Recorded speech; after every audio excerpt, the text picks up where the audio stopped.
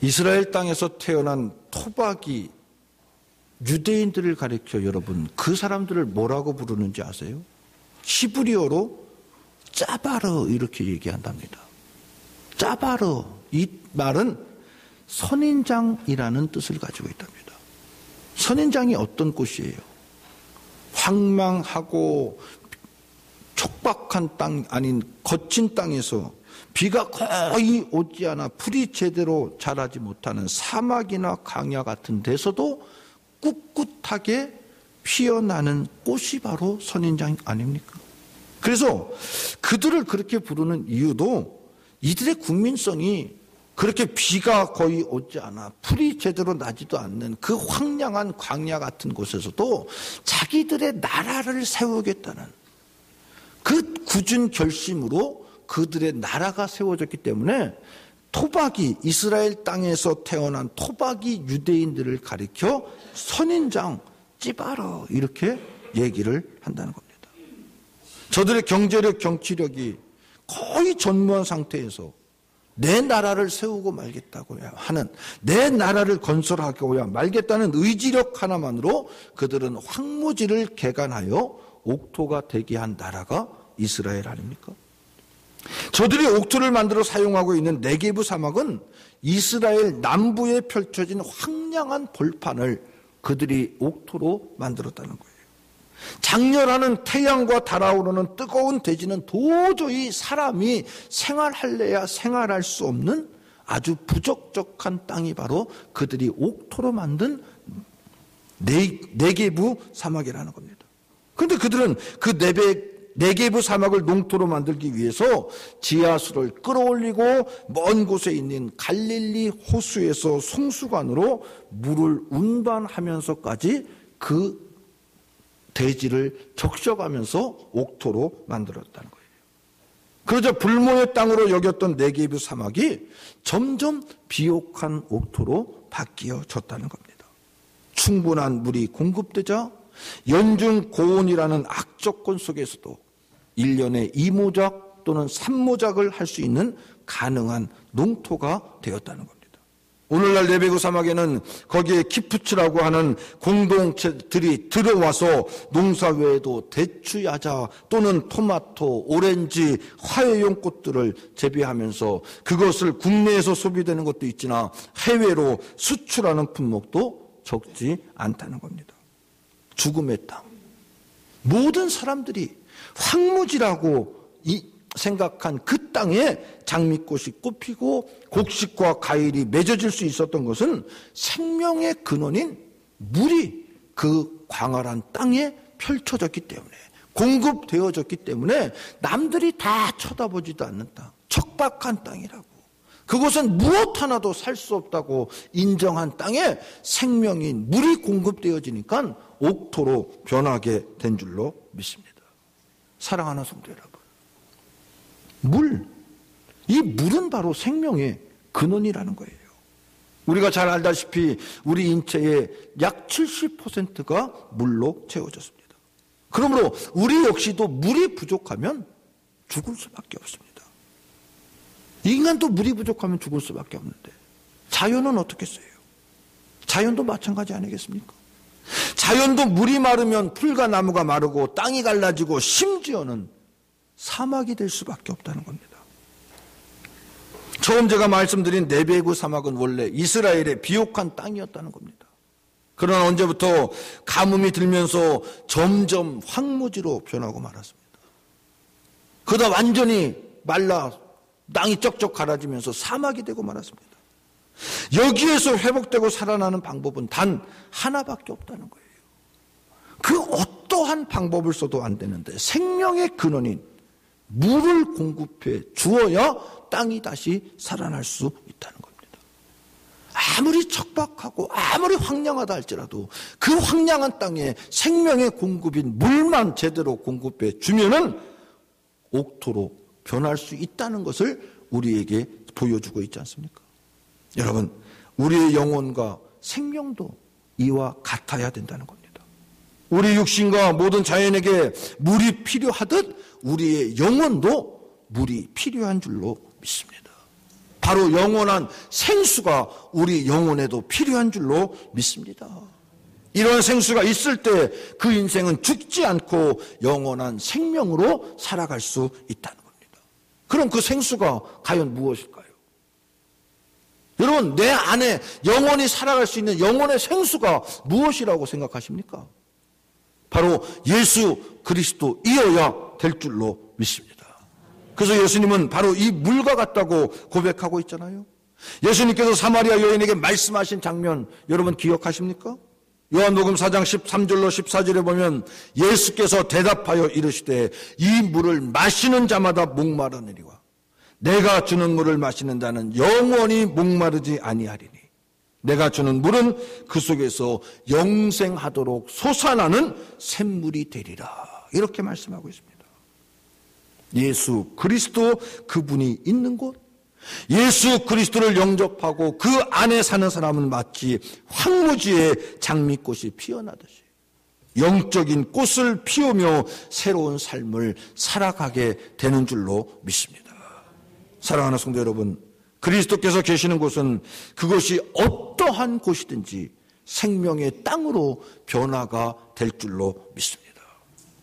아무리 그곳이 죽음의 골짜기라 할지라도, 사람에게 희망이라고는 전혀 찾아볼 수 없는 곳이라 할지라도 그리스도가 계신 곳에는 생명과 희망의 땅으로 변화가 되는 줄로 믿습니다. 바로 갈보리가 오늘 우리에게 그것을 분명하게 보여주고 있잖아요. 이 갈보리를 통해서 하나님께서는 우리에게 이것을 분명하고 명확하게 지금 입증하고 있습니다. 갈보리. 이 갈보리는 오늘 성경에 나오는 대로 골고다를 갈보리라고 얘기합니다. 예수님을 십자가에 못 박은 곳, 바로 그 골고다가 라틴어로 해석하면 갈보리가 됩니다. 이 갈보리를 오늘 말씀해 보면 해골의 곳이라 이렇게 얘기합니다. 즉 이 갈보리는 해골골짜기라는 겁니다. 해골골짜기라고 얘기하는 것은 죽음의 땅이라는 얘기죠. 살아 생명이 역동하는 땅에 해골골짜기라고 얘기하는데 사람이 과연 얼마나 있을까요? 아, 거기는 죽음의 땅이야. 해골들이 득실득실거려. 해골골짜기야. 이름만 들어도 몰라? 그러면 그 땅은 이미 죽은 땅이라는 겁니다. 이스라엘의 구전에 의하면 이곳이 해골골짜기가 된 것은 몇 가지 설이 있다고 하는데, 첫째는 이곳이 지형적으로 해골같이 생겼다. 그래서 사람들이 해골골짜기 그랬다는 거예요. 두 번째로는 모양을 떠나서 예로부터 이스라엘에서는 이곳을 사형 집행 장소로 사용했고 많은 죄수들이 사용시키다 보니 자연스럽게 해골이 굴러다니는 곳이 되어서 자연히 죽음의 장소가 되어서 그곳을 해골의 곳, 해골들이 왔다 갔다 하니까 죽음의 장소, 이렇게 얘기가 붙여졌다는, 이름이 붙여졌다는 설도 있습니다. 또 세 번째는 이곳이 아담의 무덤이라는 전설도 있습니다. 그래서 인류의 조상인 아담이 이곳에 묻혀 그의 해골이 여기에 있으니 저곳은 해골의 곳이다, 이렇게 이름을 붙여줬다는 설도 있습니다. 여하튼 간에 이곳은 죽음과 관련되어서 많은 사람들이 묻히고 해골이 나뒹굴었기에 해골의 곧 죽음의 골짜기라 불리게 된 거라는 거죠. 그런데 이 해골의 곳에 예수 그리스도의 십자가가 세워졌습니다. 그리스도의 십자가가 세워진 순간 이곳은 이제 죽음의 골짜기가 아니라 사람을 살리는 생명의 골짜기가 되어진 줄로 믿습니다. 오히려 사람들이 찬양하고 기리고 기억하는 갈보리 언덕이 되어졌다는 거예요. 여러분 보세요. 우리의 찬양 가운데 갈보리를 노래하는 찬양들이 얼마나 많이 있습니까? 또 예루살렘을 여행하게 되면 모든 사람들이 그곳을 찾습니다. 사람들은 라틴어로 된 비아 돌로사라는 곧 슬픔의 길, 고난의 길이라고 하는 의미가 있는 비아 돌로사, 그 길을 걸어갑니다. 예수님께서 빌라도에게 재판을 받으시던 빌라도의 법정에서부터 십자가를 지시고 올라가셨던 골고다의 언덕까지의 길을 우리는 비아 돌로사라고 얘기합니다.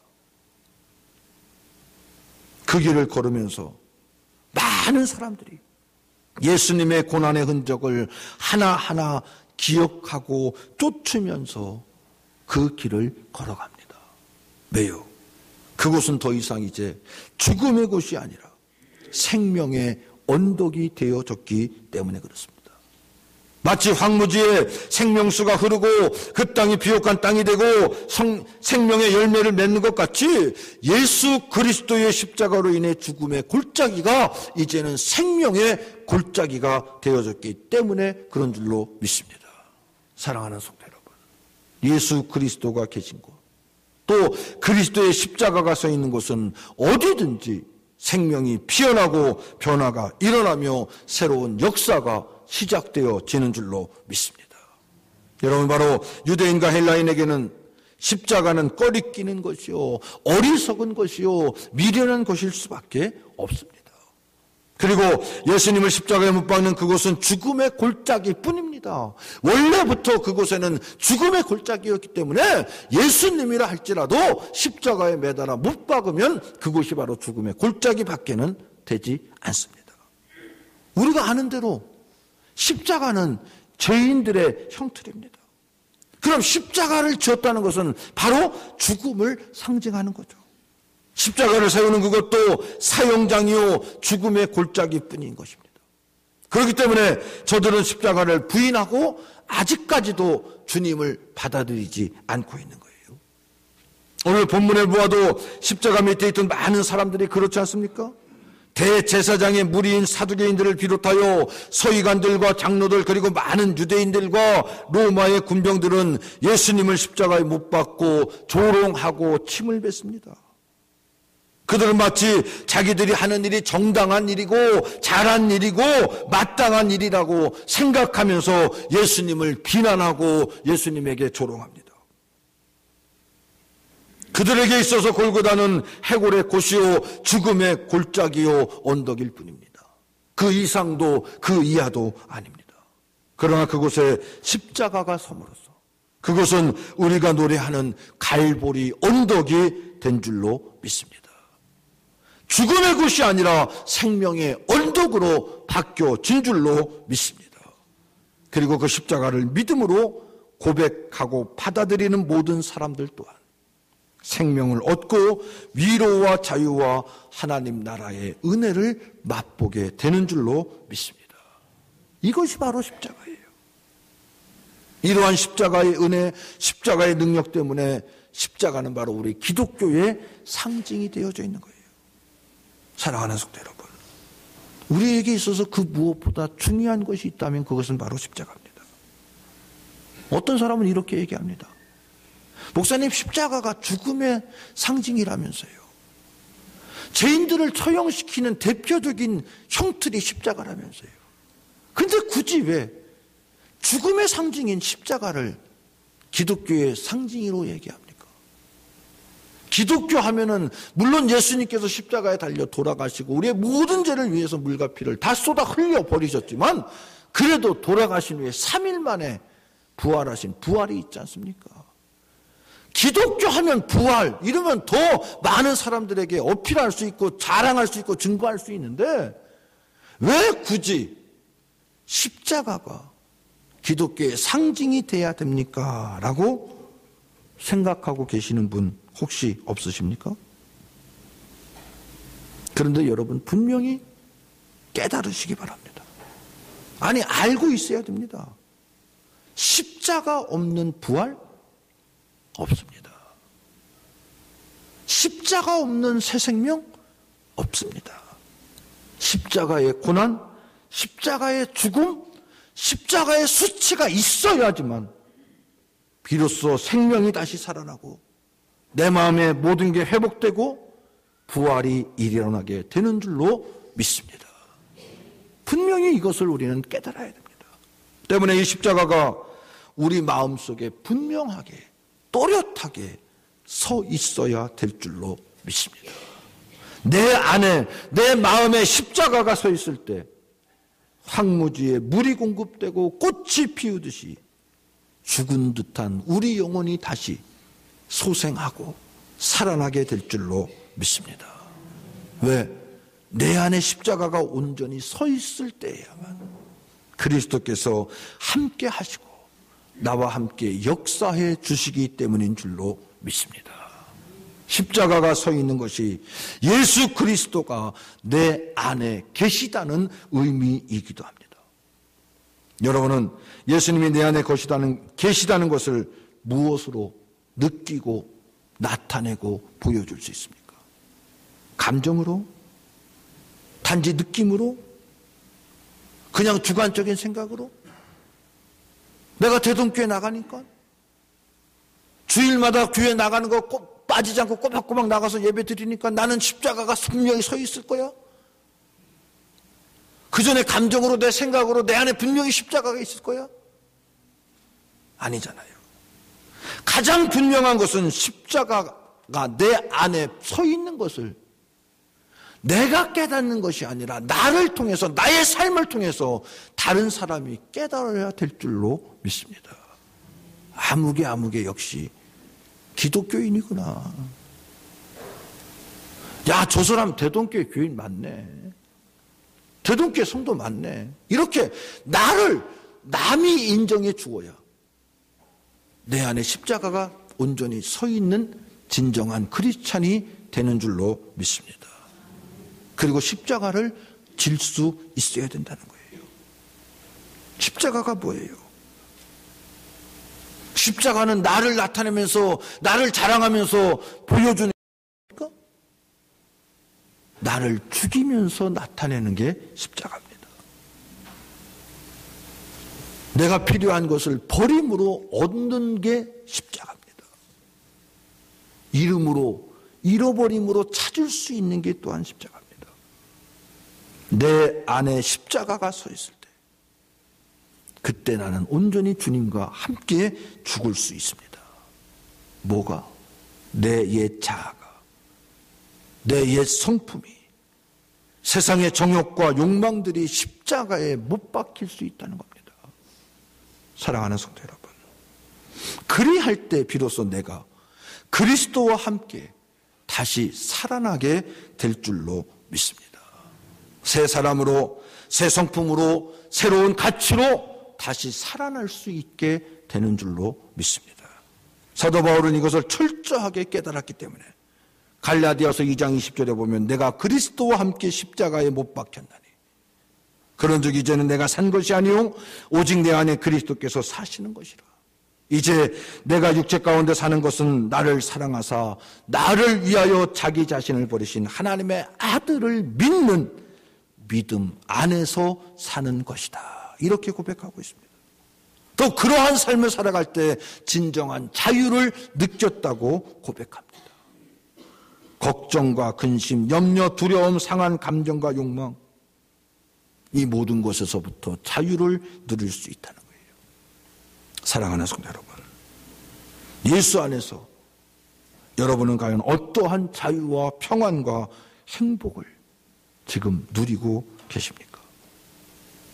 여러분 안에는 과연 어떠한 꽃이 지금 피어나고 있습니까? 그것이 없다면,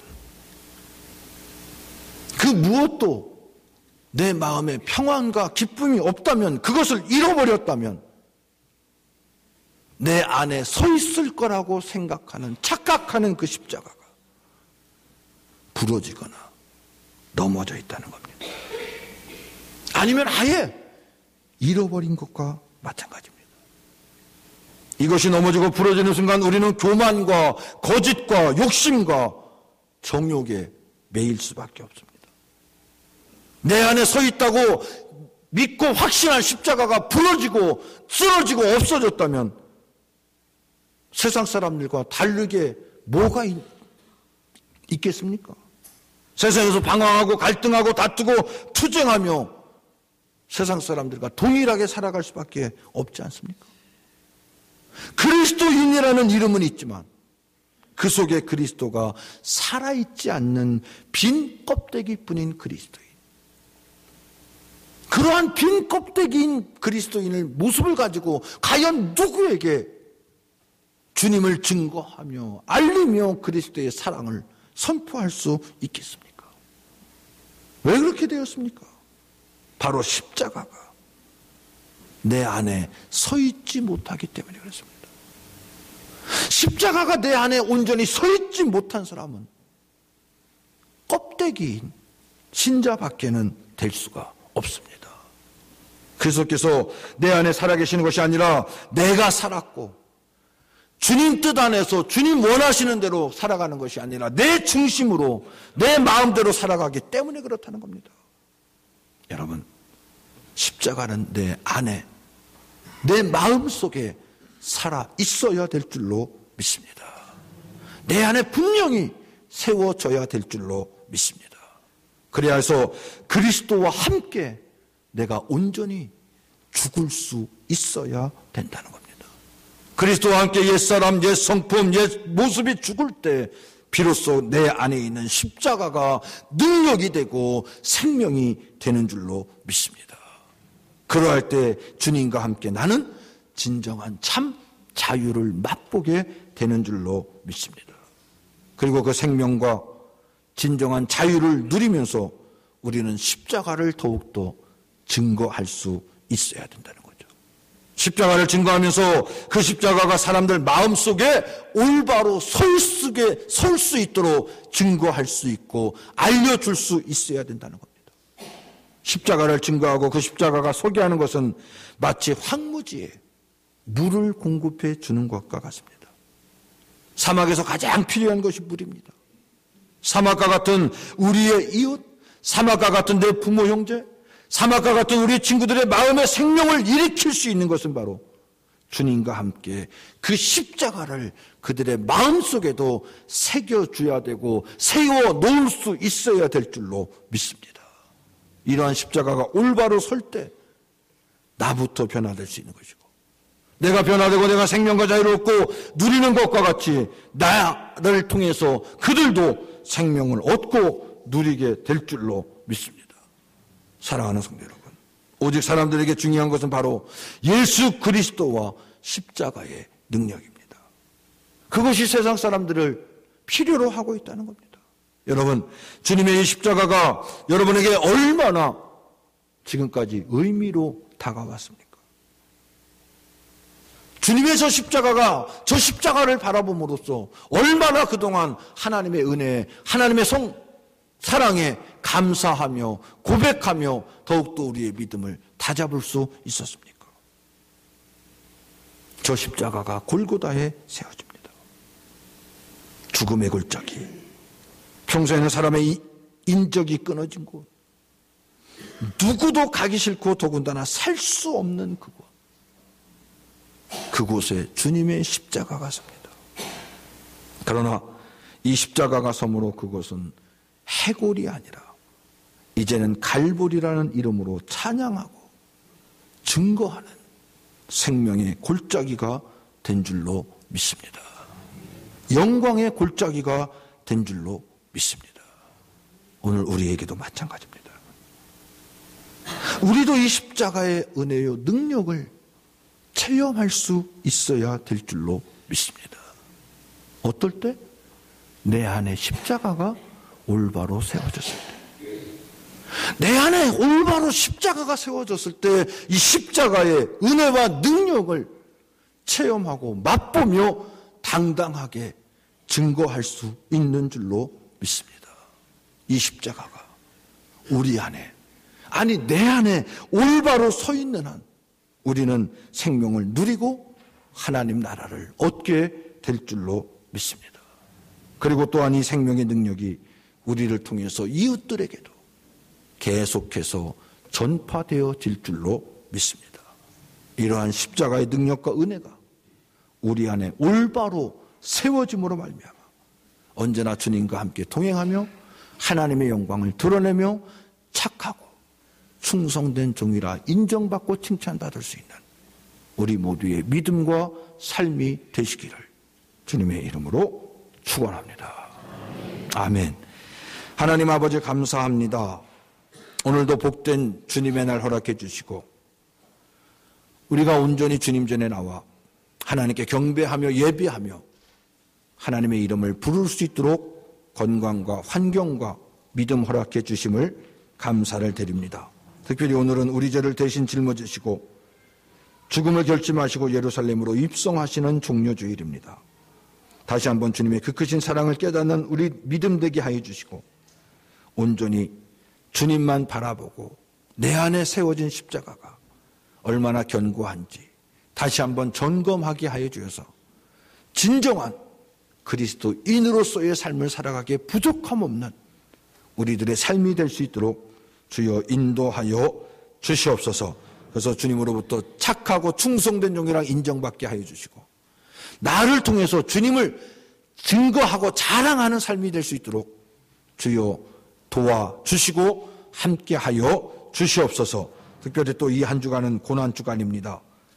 우리들의 죄를 대신해서 주님께서 고난당하신 이 고난주간에 우리가 더욱더 주님을 기억하게 하여 주시고 경건히 보낼 수 있는 믿음 또한 허락하여 주시옵소서.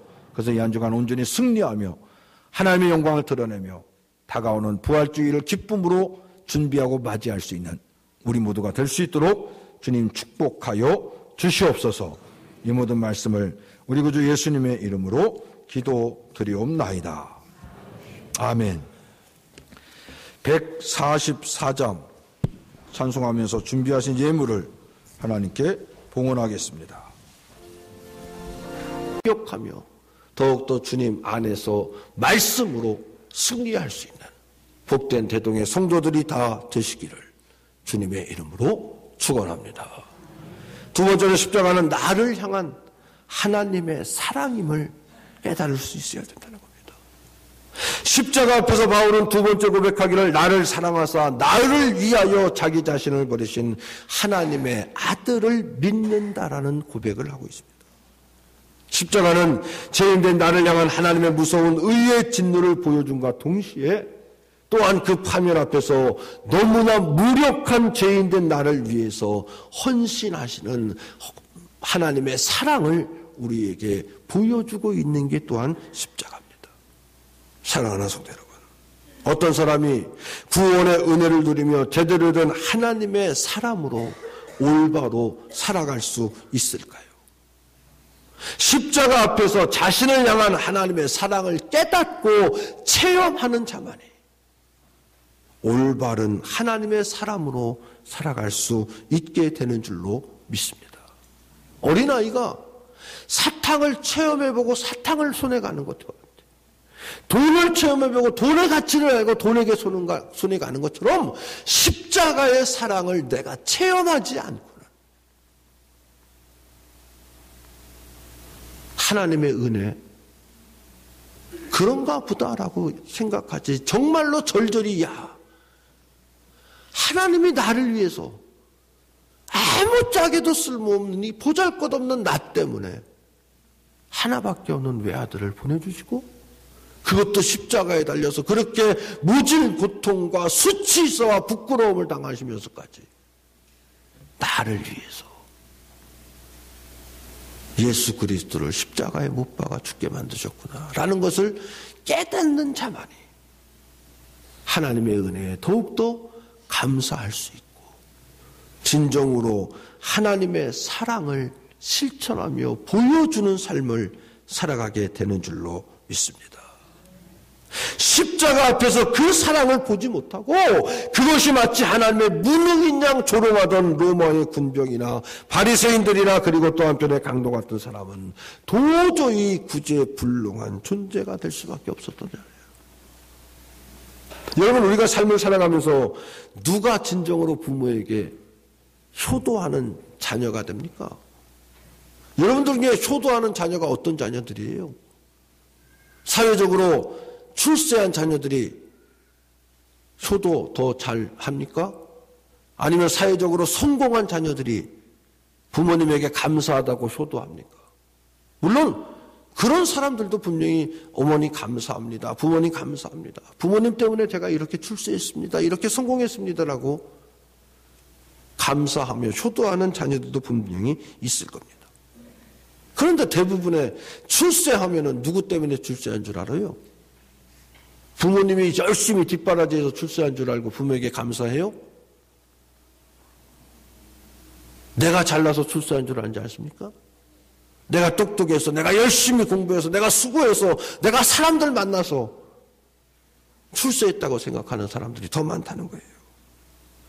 부모의 마음을 알고 부모의 사랑을 깨닫는 사람만이 부모에게 진정한 효도를 할 수 있는 것 아닙니까? 아무리 성공하고 출세해도 부모의 마음과 사랑을 깨닫지 못하면 그는 부모에게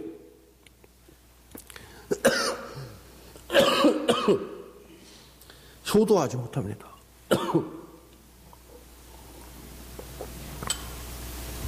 제대로 자식 노릇할 수 없습니다. 출세하고 성공했는데 부모의 뒷바라지, 부모의 사랑을 깨닫지 못하고 늙고 병든 부모가 초라해 보이고 짐스러워 보인다면 그게 효자라고 얘기할 수 있겠어요? 이런 사람은 올바로 자식 노릇할 수도 없고 또 사람 노릇도 할 수 없습니다. 하지만 부모의 사랑을 깨닫는 사람은 부모의 초라함이 오히려 자신이 오늘 있게 한 사랑임을 알기에 더욱더 그 은혜에 감사하며 더욱더 부모를 섬기게 되는 줄로 믿습니다. 죄송합니다. 이런 사람이 제대로 된 자식이 되고 제대로 된 사람 노릇을 할 수 있는 것 아닙니까? 사랑하는 성도 여러분, 하나님을 떠나 죄인된 인간이 온전한 인간으로서 회복될 마지막 노선이 마지막 노선이 바로 십자가인 줄로 믿습니다. 십자가, 이 엄청난 사랑 앞에 응답할 수 없다면, 십자가라고 하는 그 크신 은혜에 감사할 수 없다면 그러한 그들에게 적합한 열매는 사망밖에는 없습니다. 여러분, 십자가가 어떤 철학이나 논리가 결코 아닙니다. 십자가 앞에서 보면 인간은 사랑받을 만한 자격이 하나도 없어요. 사랑받을 만한 그 어떠한 조건도 없습니다. 우리가 하나님 앞에 과연 무엇을 얼마나 했기에 하나님께서 하나밖에 없는 아들 예수 그리스도를 이 땅에 보내주시고 십자가에 못 박아 돌아가시기까지 하시면서 내 죄를 사해 주시겠어요? 하나님, 나는 이렇잖아요. 나는 이거 했으니까 하나님이 분명히 나에게 용서해 주실 수 있을 거야 라고 무엇 하나 자신 있게 얘기할 수 있는 것 있어요? 우리가 무엇이 간데? 내가 얼마나 하나님 앞에 잘했길래 하나밖에 없는 독생자를 내보내시면서까지 나를 위해서 십자가에 달려 돌아가시게 할 이유가 무엇이냐는 거죠. 왜 그런 사랑이 우리에게 주어졌을까요? 무엇 때문에? 여러분, 무엇 하나 하나님 앞에 나 이래서 하나님께서 내 죄 사해 주실 거야 라고 얘기할 수 있습니까? 아무것도 없잖아요. 그죠? 하나님의 무한하신 조건 없는 사랑 때문에 우리가 십자가의 사랑을 통해서 예수 그리스도의 보혈을 통해서 이미 죄사함 받고 구원받은 하나님의 참 백성인 줄로 믿습니다. 죄인을 향한 모든 이유와 조건을 초월하는 청량할 수 없고 절대적인 하나님 편에서 일방적으로 부어주시는 사랑, 그 사랑이 바로 십자가의 사랑인 줄로 믿습니다. 바로 십자가에 나타난 하나님의 사랑, 이것이 이제 내가 살아가는 이유가 되어야 될 줄로 믿습니다. 이유 없이 하나님의 사랑, 십자가의 사랑이 내 삶의 전환점이 되어야 될 줄로 믿습니다. 십자가는 바로 죄인된 나를 향한 하나님의 측량할 수 없는 절대적인 사랑이 바로 십자가의 사랑입니다. 이 사랑은 세상에서 버림받고 비참하게 죽어야 할 나의 모든 이유를 초월하게 만드는 하나님의 생명의 능력인 줄로 믿습니다. 그래서 사도 바울은 오늘 이렇게 고백합니다. 이제 내가 육체 가운데 사는 것은 나를 사랑하사 나를 위하여 자기 자신을 버리신 하나님의 아들을 믿는 믿음 안에서 사는 것이라. 사랑하는 성도 여러분, 이번 사순절 기간에서 십자가에서 죄인된 나를 향한 하나님의 무한한 사랑을 깊이 체험하고 누릴 수 있는 우리 모두의 삶이 되시기를 주님의 이름으로 축원합니다. 십자가는 내가 살면서 반드시 만나고 반드시 확인해야 될 나의 실존의 현장이 바로 십자가입니다. 이 십자가에서 죄인된 나 자신을 다시 한번 확인할 수 있는 우리 모두의 믿음이 될 수 있길 바랍니다. 그리고 이제 죄인으로서 당해야 할 죽음의 반면의 공포와 참혹함을 깨달을 수 있기를 바랍니다.